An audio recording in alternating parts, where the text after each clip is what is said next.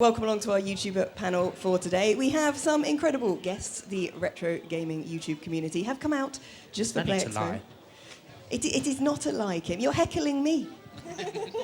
30 seconds in and I'm being heckled by one of my own guests.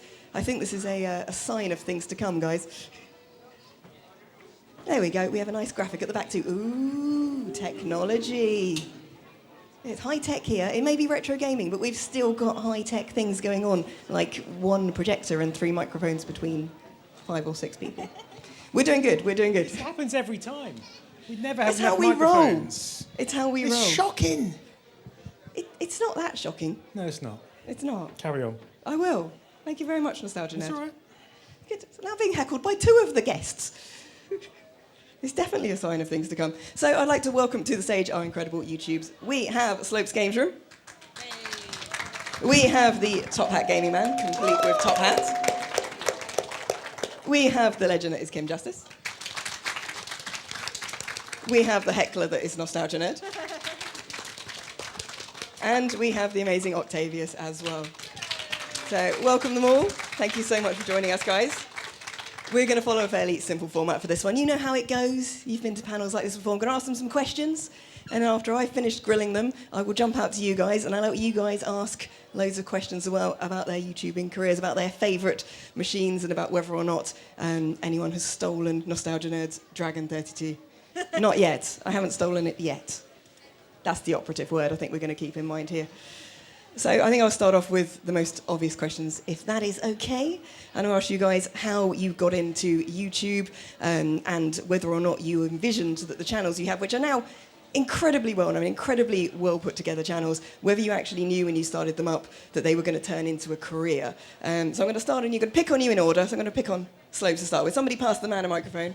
Hello. Yes, I started a channel because I was watching so many other channels similar on YouTube, all the obvious ones, your Larrys, your all of the angry video game nerds, all that sort of stuff over in the States. And I started going down a path of being really interested in weird gaming facts. Angry Video Game started that one off with his Quest Probe series, Sword Quest series, sorry. I didn't know nothing about that, and that fascinated me, which brought me down a path of people like Lazy Game Reviews, all these other people, obviously Gaming Historian, all of these sort of people, and I wanted to do my UK side of things, because people kept doing the same subjects over and over and over again, so I wanted to talk about things like the Roland games and all of these home computer things that people aren't talking about, and if the Americans are really, really interested in taking the piss out of really bad games, they need to be coming over to the UK and trying some of the home computer stuff that we've got, because that is horrendously bad in some cases. So I just felt like I wanted to do my own take on that sort of thing, and yeah, I mean, 5 years later, here I am. So showcasing the things wrong with our gaming history. Awesome. I think it's a good, fun approach to have to it anyway. So, Top Hat Gaming Man, did you expect this was going to become a career? Because you've just recently gone full-time. Yes, to be honest, I am the Top Hat Gaming Man, a.k.a. the most evil man on YouTube, a.k.a. Big Daddy Top Hat, or, more informally to all of you, you can just call me Daddy, if you'd prefer. We could, you don't have to, that is definitely But you optional. can, the option is there. Yeah, I'm just going to let that hang awkwardly in the air. Okay, well, anyway, throughout my life I've enjoyed collecting retro games. I have a cornucopia of consoles back home. And I've always had an interest in video production as well. But in an earlier stage of my life, about 15 years ago now, I began working as a professional wrestler. I did the job for a whole decade, 10 years solid, wrestling up and down this great land. And when I say great land, I do mean the great country itself, not Margate, of course.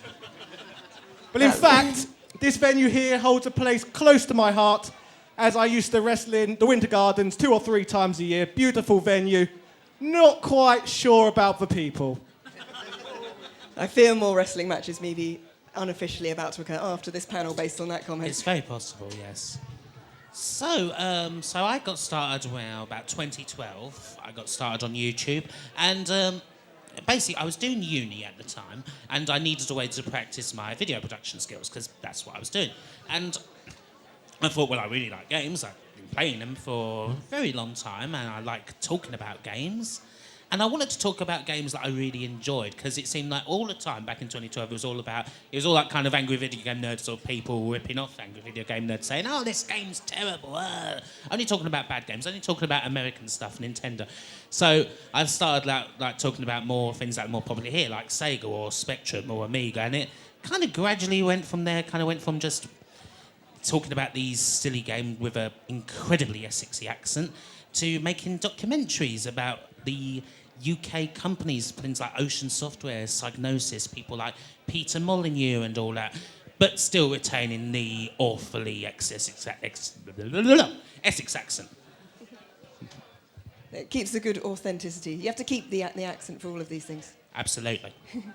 Nostalgia Nerd, how did you start up your YouTube channel? How did you come up with the name as well? I was just quite bored, really. Honesty, I like it. Yeah, well, it's because around 2013, 14, I was working at home running a website and SEO business, and it was just so painfully boring. So I started watching YouTube to kind of, spend some time doing something else. And I thought, well, this is nice. These people have got some nice things. I should buy some of that. So I bought a load of stuff, and I thought, well, this is crap. My house is filled with rubbish. I need to do something with it. And I thought I would just make videos about it, and that's how it began.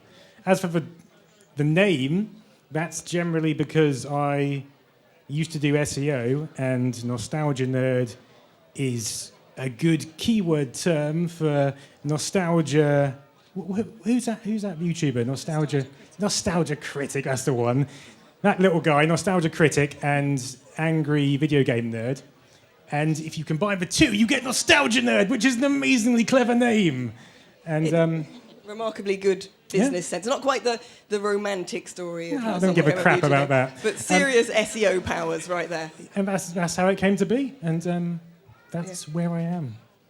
And that's how we came here today. No, that's nothing to do with me. All right, that's the transport system. Octavius, how did you start up your YouTube channel, and did you expect it to explode to the level it has? I'm always the last person in the line when I ask this question, and I really feel bad because my story is very depressing. I was in the corporate world for 7 years. I was an SEO consultant, and I burned out basically and had a massive meltdown. And I had to stay at home on sick leave for about 3 months, and I decided I needed to do something with my time before I completely lost my mind. So I put on cat ears, as you would. Basically, I created this character of Octavius. She's the exact opposite of me, and by pretending to be her, I was able to put myself in front of a camera and start a YouTube channel, which is something I wanted to do for, 10 years maybe, but I'd never had that confidence to do it, and I obviously still don't have it, but when I pretend to be this character, it made me feel like I was kind of bulletproof, because, people could come for her, they weren't coming for me. And then it just... I don't know what it was. I have no idea why I'm sitting here in front of all of you, honestly. I mean, I really don't know what it is about my channel that people enjoy so much, but it is wonderful to be here, obviously. Yeah. I think it's because your videos are incredibly informative and incredibly good fun. And we very much enjoy the low quality green screen. It makes it low quality. How dare you? How dare you? It's an intentional retro feel, is it not? Yeah. I think I only had about 300 subscribers. I was living in the horrendous flat in Ilford because I had a job in London. I was doing a 9 to 5 as an SEO consultancy, and I'd come home and be like, right, I need to do a video, and I'd set up this green screen and. It had maybe 3 or 4 holes in it because the rats had got at it. So in my early videos, you can see that I'm positioning myself just in front of this sort of dark spot, which is this massive hole that the rats made. That's my green screen story. It's a good green screen story. And it only backs up my point rather than contradicting it, so I appreciate that. Thank you. So I'm just going to throw some random questions at you about your channels and stuff. Then I'm going to jump out into the audience and let them do all the questions. So start thinking of questions you would like to ask these guys. I'll be out with you guys in a minute. But I'm going to say, what is your favourite video of all the videos you've done? Let's start. I'm going to pick on you again. You're looking at me like you're thinking. Yeah. Well, Streets of Rage is the one that blew me up. That's the one that done very well in the beginning. But I think one of the ones I'm most proud of is my Kick Scammers Bob's Game video. I don't know if anyone out there has seen that. It's a story of a guy that wanted to create a Nintendo DS game. It's a true story. Wanted to create a Nintendo DS game, and Nintendo wouldn't give him the rights to do it, and he ended up making this crazy story. And I don't want to ruin the twist, but he ended up basically locking himself in a room and wouldn't let himself out until Nintendo answered his calls to be able to do it. And this is all a true thing. He vlogged the whole thing. It was a really, really twisted story, and it's one of those ones that's so unreal that like how have more people not talked about it, you know?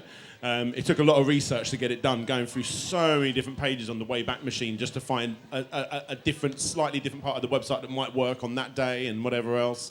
But when I pieced it all together, like, really, really proud of that. And also, it's a video that maybe about 10 to 15 minutes worth. I can't really do much more than show one image, so I had to really get creative to make it actually visually appealing. So, that's probably my most favourite. Maybe. Yeah, that one. Yeah.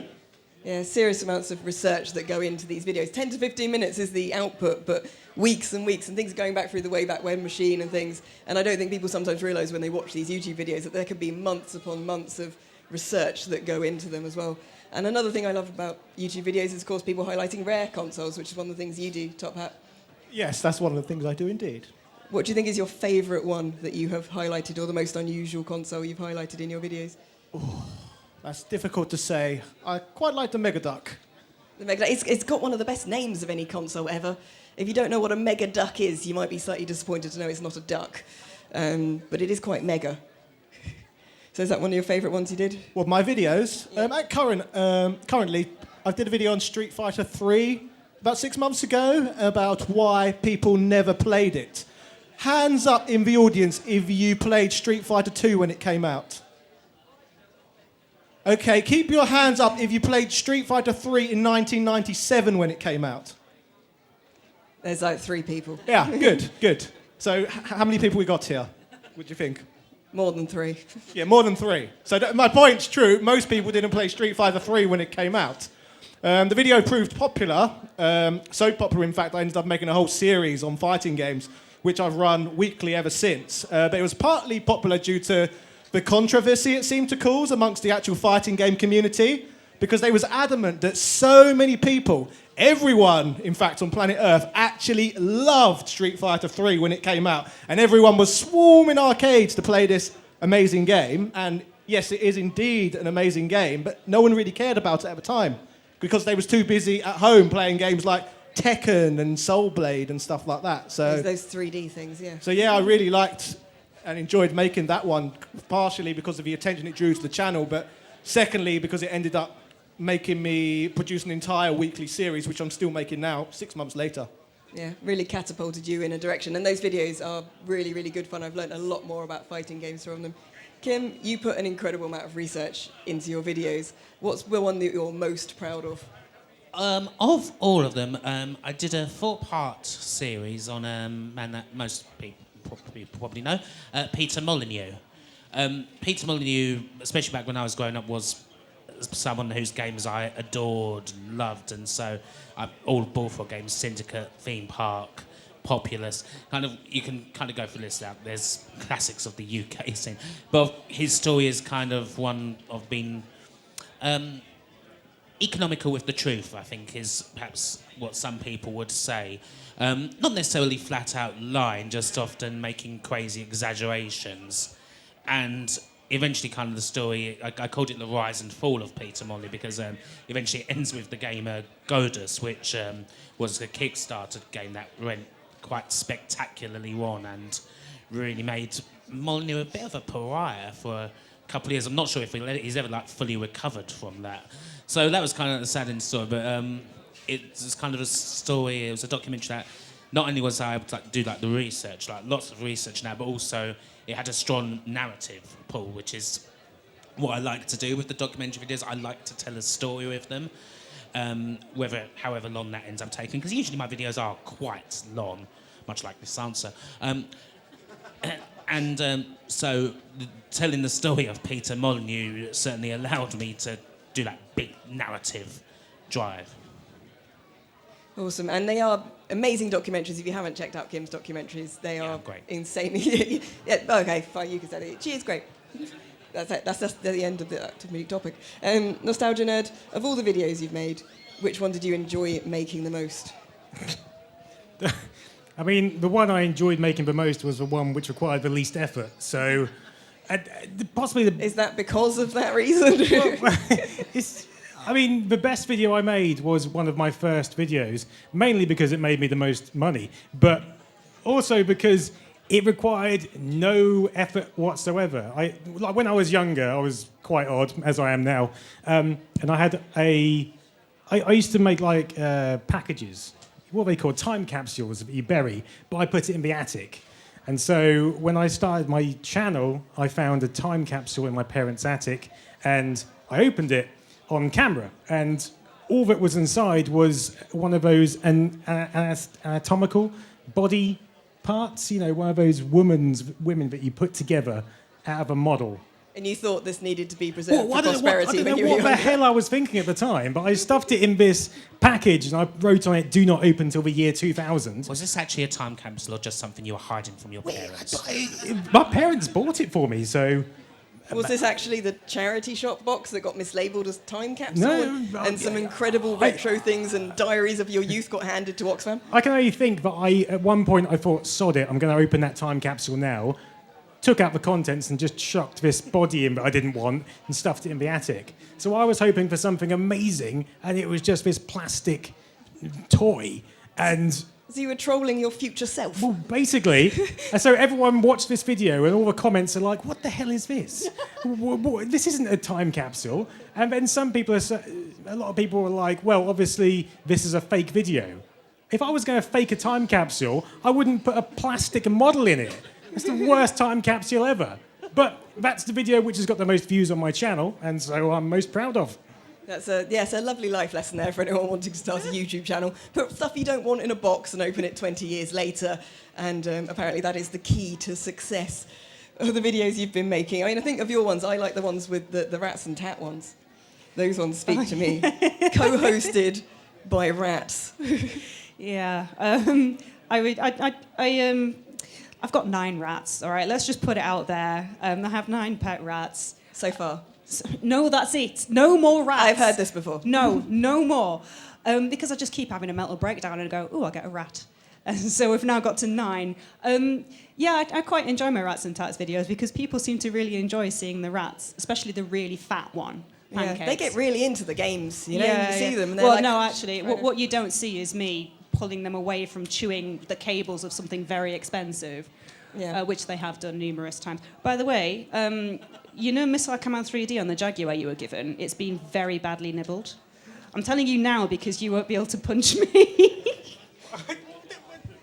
Shocking revelations live on stage. Can we just Also, say it's a I Jaguar am game. not a woman beater, just for clarification purposes. But the rats were Expect Jaguar someone else to game deny that on eaters. stage, did you? But yeah, I do make exceptions. I mean, that's quite a good game. And it's quite a good console. I'll just start that argument right now. Look, we're not starting that right now. We're really going to go there. We filmed an entire video once, the footage of which was lost, which was just me and Octavius, where she tried to argue the Barcode Battler, a game with no graphics, just some numbers, where you scan barcodes of cereal packets in and nothing really happens, was better than the Atari Jaguar. I think we can put this to rest now. Atari Jaguar, anyone fans here? Make some noise. We'll put your hands up. Boo. Barcode Battler. Way! It's basically you, babe. It is just me, yeah. It is. I'm just sat on an island on a barcode battler surrounded by rats. Sorry, what was the question? We ended up talking about other things. We talked about rats and we talked about barcode backlers and Jaguars, so I'm quite happy. And I'm going to use that to ask Fair. all of you guys what your favourite console is, or what your favourite console was growing up. Let's pick on you to start with, Dan. My favourite console was the Mega Drive. I was a hardcore Sega kid when I started on the Amstrad CPC. Love me some Amstrad. Cheers for the Amstrad. Yeah. I had a lot of fun with the Amstrad and all that sort of stuff. And I remember seeing an NES. I played on a Master System very briefly at a cousin that you never visit. One day I went round there, she had a Master System. I played And then a bit. you visit them some more, yeah. Yeah, this is pretty good. And then I was so brainwashed by my own mum every time something else was shown, oh, it's not as good as the Amstrad, though, is it, Daniel? I'm like, no, mum. But and then all of a sudden she started to change her attitude. Was your mum Alan Sugar in disguise? She'd bought shares in Amstrad or something. Well, I remember there was this Bangham's Records in Cranbrook. They sometimes sold electronics, and they had a Mega Drive in the window. And I was like, I look at it, but I didn't want my mum to think I thought it was cool because I was all about the Amstrad. And one day she said, "That looks good, doesn't it?" And I'm like, "Yeah, it does. Oh, I'm allowed to like this one." And then I started piecing it just together because it was about October, November that time. I'm like, "Am I going to be getting one of these for Christmas?" Best Christmas ever. It's so good. In actual fact, I'm answering 1,500 other questions now. That Christmas, I opened up all my presents and there was no Mega Drive, so I was disappointed inside that I didn't get my Mega Drive. She'd kept it for herself. She was playing Sonic in the next room.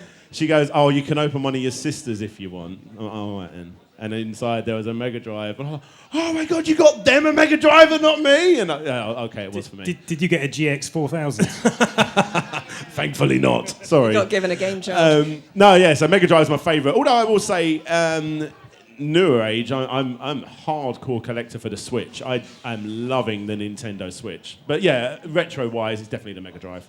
Yeah, and the Switch is good because it has so many indie games and retro-styled games on it as well. It's kind of bridging that gap in a lot of ways. I'm trying to collect as many retro collections as I can for the Switch.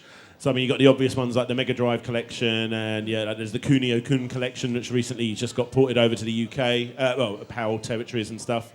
There's loads of other ones. There's an Atari 2600 one that I want to get, which is all 3 volumes into one, which is like great to have, but you're never going to play it, but I want it anyway. And the best one is a game called Arcade Love, which is an arcade game which teaches you how to get better at arcade games. They've just ported that over, but only in Japan. And it also comes with Pengu, and it's the only way to officially get Sega's Pengu on the Switch. I think we had some Amstrad lovers here. They are gone. Oh my God, that man will not shut up about the Mega Drive and Switch, will he? Either that or they've just run off to play on the Mega Drive in the next room. He sold it to me. They're my two. Mega Drive, and I'm loving the Switch right now. So yeah, there you go. Yeah. Mr. Top Hat Gaming Man, what was the console that got you into gaming, or what is your favourite one? Well, everyone I was at school with, in primary school at the time, had Mega Drives at home. Yeah. So I would go around their houses, get to play Sonic the Hedgehog. So I bought myself a Super Nintendo. It had to be different, didn't he? Had to be different. Yeah, I bought myself a Super Nintendo. It was just better, wasn't it, Daniel? It was so much better. Who prefers the Super Nintendo? Who prefers the Mega Drive? Blast processing. Who prefers the Jaguar? Just me then. But yeah, I absolutely adore the Super Nintendo. But then I was very sad a few years later because then the Nintendo 64 came out and I had to get a PlayStation instead. Kim, what was the console that got you into gaming? It wasn't so much a console, it was a computer. When I was very young, very, very young, I got a Spectrum. One of the old later Amstrad ones, plus 2A, Sinclair Spectrum. That was quite a young age, and it was such a glorious time because it was still a time when you could go to the corner shop and you could get old games, budget games for like £3. So it was a pretty good way of getting in because I mean I kind of had about 1989, and I had 1990ish, and I had so many classic games to choose from. So I spent all my time pretty much the first thing I can remember is playing games like Death Chase or some of the ocean games, RoboCop, Batman, one of Octavius's favourite games, Manic Miner, and Jet Set Willy, and all sorts of stuff like that. So that was what kind of really got me into gaming. It's sort of thing that means that I've been gaming for kind of as long as I've been alive, almost really, which is kind of sad, maybe, but then... No, that's the correct way to do it. I think many people here... This is a gaming convention. It would be sad anywhere else except this room. No, here it makes you basically the coolest person in the room. Exactly. Who else has been gaming basically as long as they've been alive? Yeah, see? Loads of hands up.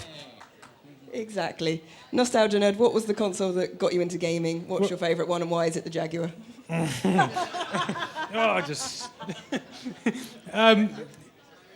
So, I mean, based on what we said, I don't know, but since I was born, I was in a house with computers because my dad was a computer programmer. So there was always a Spectrum around the house for as long as I can remember. So I never had an active choice to be a gamer. It was just a kind of thrust upon me.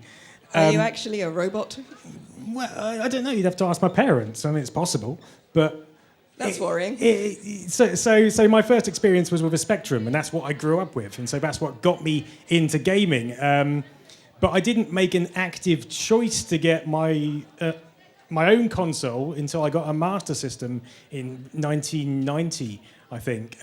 So that's the console I consider to be my favourite, and which I made my own, even though I've got massive love for the Spectrum. So from there, it just went into something larger. And then became your entire house and then your entire office, Yes. basically. Yes, it did. Octavius, what was your favourite system growing up? Because I know you particularly like really, really bad consoles. Is that because your first experience of gaming was on terrible consoles, or did you start on really good ones, like the Jaguar, and then move over to the terrible ones? No, I never had a Jaguar, thank God. Otherwise, I probably wouldn't be a gamer today. Seriously, Atari needs to get the memo. A controller is not a phone. What if you also want to make phone calls? You can't make a phone call on an Atari Jaguar. The more buttons you have, the better it is. It's like a PC. In the defence of the Jaguar controller, if you were playing Alien vs Predator or Doom, having the entire weapon select on that board is very useful. Right, we're not here to discuss how bad the Jaguar is. The first console. The first console I had was actually, I was about 7 years old. My dad and my mum had they hadn't just split up, but it was like official. It had been for a few years, but they did the whole sit-down talk. Oh, we still love you, all this kind of stuff. And me and my brother were like, what? But in any case, there was this one day where I was at my dad's place, and I can't remember why. I was having a strop. I was having a mard, and I was sort of stomping about the house. And he took me to Toys R Us, and we looked at all of these games. And loads of Tiger games, you know how bad they were, so many of them, just complete rubbish. And I didn't really want any of them. And he was like, oh, fine. So we went back home. And then I started stomping around a bit. And I specifically remember he was in the kitchen having a cup of coffee, and I'd just come stomping in and just sit down at the worktop. And Peter's thinking, well, you do this now. But no, I did that when I was about 7. And he said, look, do you want something that plays lots of games? And I was like, yes. So we went back to Toys R Us. He got me a Game Boy. He got me a Game Boy DMG, which was one of the Play It Loud series. It was a see-through case. Quang's nodding in the audience because I learned that it's called a Game Boy DMG from him. Also, give me all your consoles. And he got me Donkey Kong Land with it, and I still have that copy, actually. Sadly, the battery's dead. But I was obsessed with playing this Game Boy. It went with me everywhere, and I think that was probably, even though I only ever had a few games with it, I think the fact that it was bought for me by my dad just to make me stop having a strop is just fantastic. And exactly what things like Game Boys are for, long card journeys and children having mards. Yeah, I found that it doesn't work when you're an adult, so... It is unfortunate, yeah. You can replace batteries, don't you? Yes. Imagine if it had been the Tiger R Zone, I'm going to. It could have been the R-Zone, yeah. Things would have gone very differently, although your YouTube videos would have been quite similar still. Well, no, because I've never been able to see through the eye that the Tiger R Zone goes over unless it's upside down. That, I think, looking improves like the experience of the Tiger R Zone. No, though. it doesn't, because then you're playing it upside down and you look like a fool. I just meant because you wouldn't be able to see it. I think that see improves. you. Yeah. The Tiger R Zone is a very, very strange system. If you haven't seen Octavius' video on it, definitely do. It's a thing that should never have existed, basically. But I think we've established here that you guys have been gaming for as long as you've been alive, and it has now become such an important part of your lives. It's also permeated into your career, and your channels are all incredible. I want to jump out into the audience. If people can start raising their hands if they would like to ask these guys some questions. I've already got one hand up. I'm not going to use the stairs. I'm just going to jump off the side again. Dicing with death. Hey there, what's your question? Just to give a bit of context, first of all, to my question, in order to increase the diversity of his viewer base, my husband once uploaded a video of himself coming all sexily out of the sea in Crete, like James Bond, to try and get more people, well, more women specifically, to watch his channel. What actually resulted was he had a lot of extra male attention off the back of said video. He made me film it. I filmed that smut.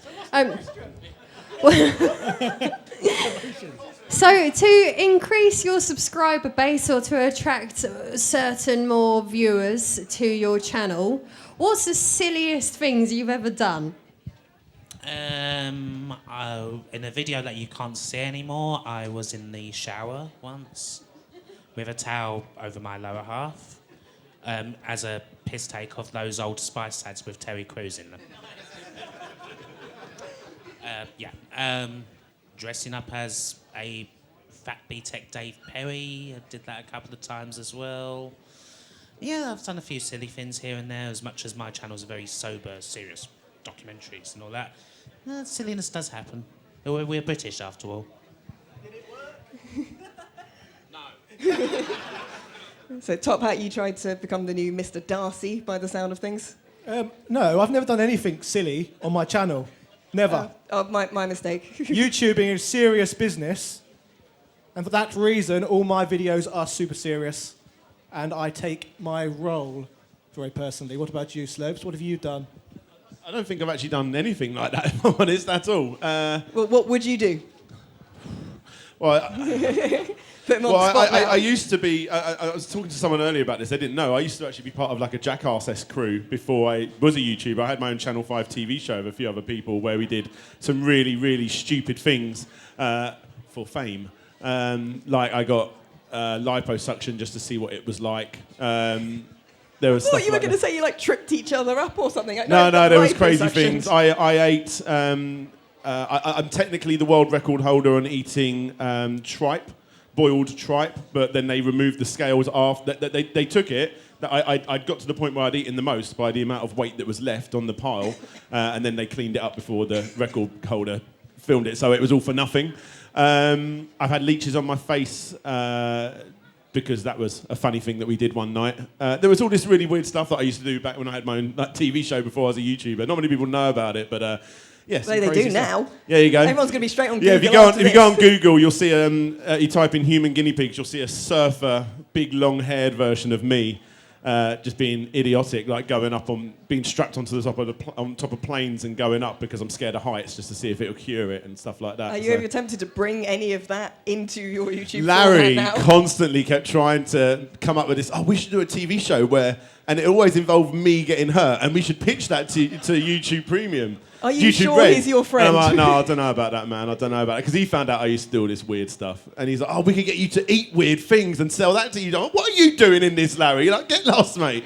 Yeah, none of that ever happened, obviously. But no. That's what I did before I was a YouTuber. But I've never done anything like it for YouTube. I do things like, oh, that might bring in some views or something. But, yeah, no, nothing like walking out of the sea half naked or being in my shower half naked or... There's a theme developing here, especially followed by a lot of people saying, no, it did not gain them the extra views. We're learning stuff today. There you go. Yeah, search human guinea pigs and you'll see my failed TV show back when it was on Channel 5. Yeah, and do remember to hashtag Slopes in any of these feel things free. tweet. The world needs to know. Yeah. The world needs to know. I did some pretty questionable stuff on that show. Nostalgia nerd. What is the silliest thing you've done for views, and what now, based on all the inspiration you're getting, are you going to start doing for views?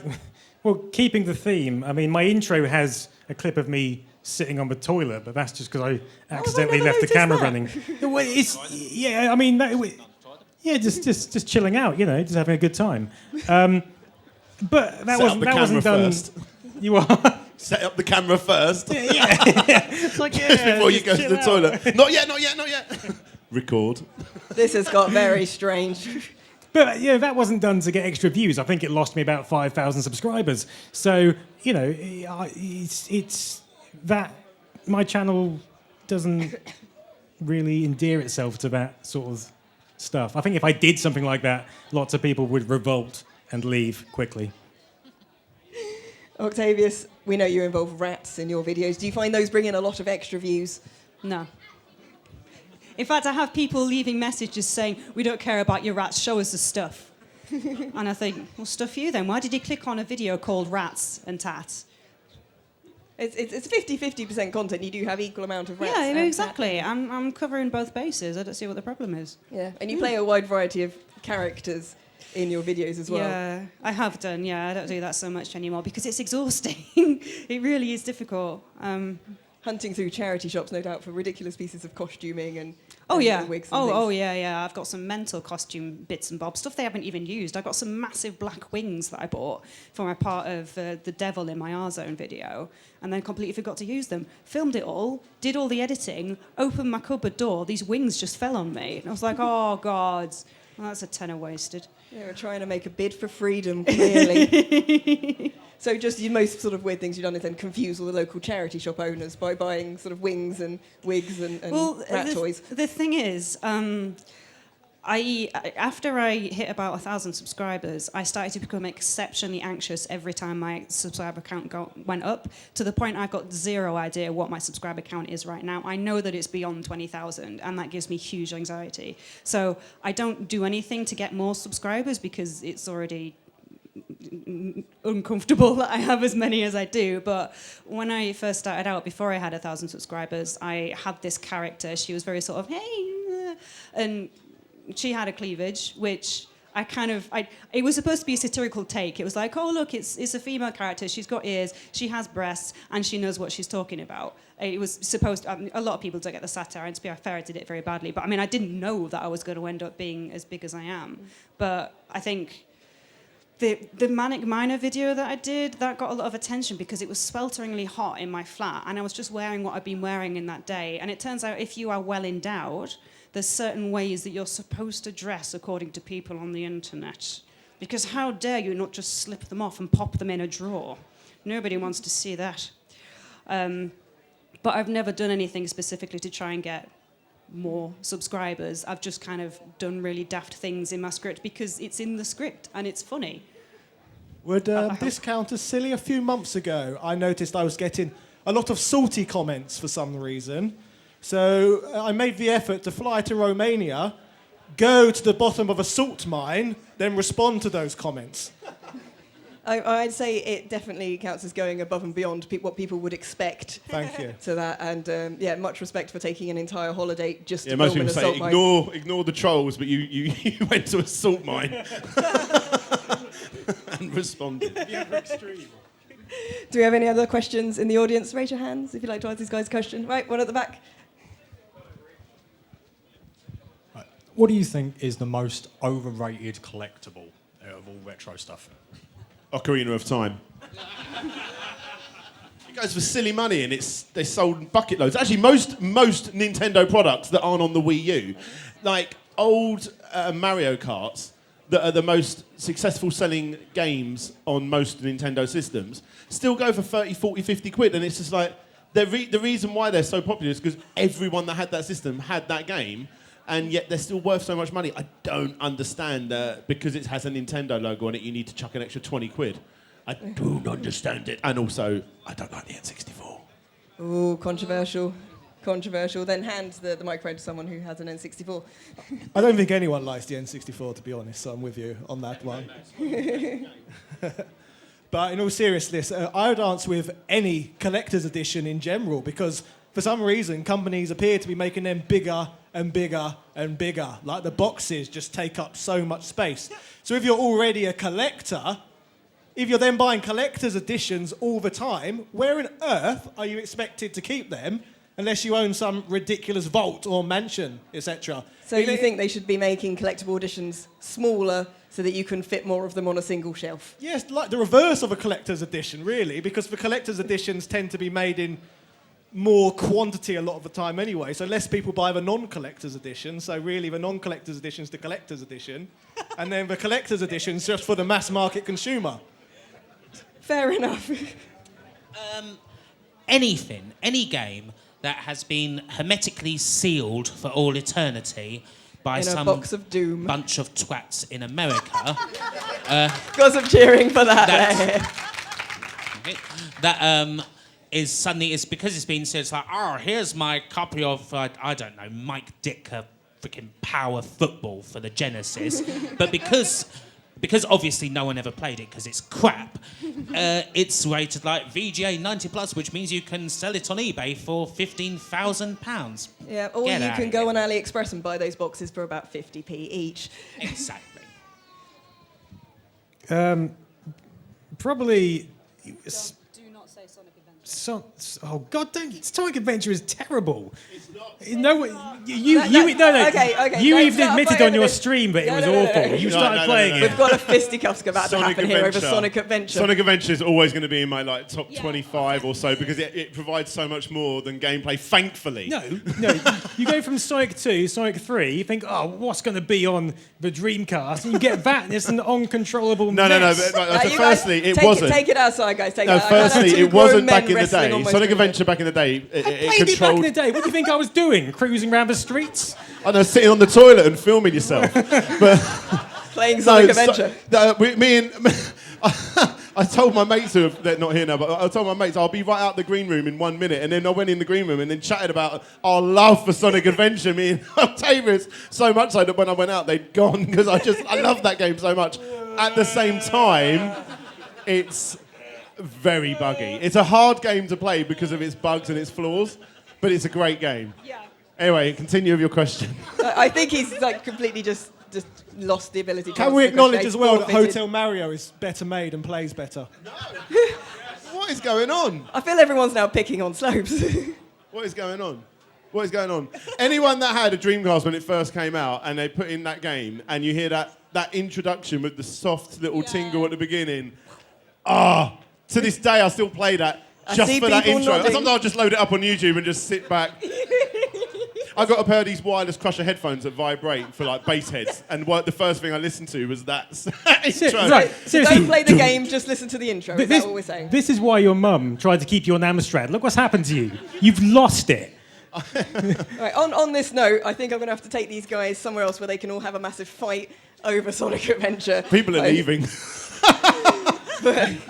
If none of these YouTubers are seen again, or if they're found in pieces and one of them's used the limb of another one to write in blood across the floor, Sonic Adventures is awesome. We take no legal responsibility for any of that violence that may be about to occur. But thank you very much, guys, for joining us.